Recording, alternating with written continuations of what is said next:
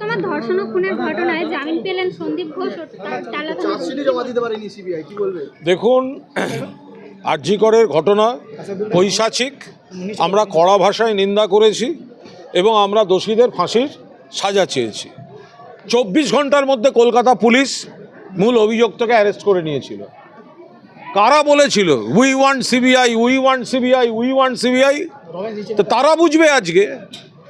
আমরা বারবার বলেছি কলকাতা পুলিশের হাতেই যদি এই তদন্ত পুরো থাকতো, তাহলে যেভাবে কুলতলিতে দেখেছেন, যেভাবে ফরাক্কায় দেখেছেন, এতদিনে বিচার হয়ে তদন্ত শেষ হয়ে ফাঁসির সাজা হয়ে যেত। তো যারা সিবিআইকে নেমন্তন্ন করে ডেকে এনেছে তারা বুঝবে এখন। আমরা তো বারবার বলেছি যারা দোষী সাজা হোক। এখন সঞ্জয় রায় 24 ঘন্টার মধ্যে কলকাতা পুলিশ অ্যারেস্ট করে নিয়েছিল। এবার বাকিদের এই যে নানা রকম গল্প বেরোলো, সূত্র বলছে, সিবিআই সূত্র জানাচ্ছে। আরে কেমন সূত্র ভাই, যে খবরের কাগজকে, চ্যানেলকে, তোমাদেরকে কানে কানে জানায়, যেগুলো চার্জশিটে লেখে না? এ কেমন সূত্র?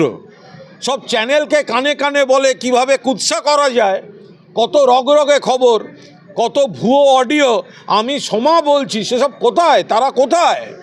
তো এখন ডাক্তারদের মধ্যে গোষ্ঠীদ্বন্দ্ব ছিল, সেখানে সিপিএম, অতি বাম, নকশাল, কিছু তৃণমূল বিরোধী, তারা নানা রকম গল্প ফেঁদেছে। এবার তদন্তে সেগুলো উঠে আসেনি, চার্জশিট দেয়নি।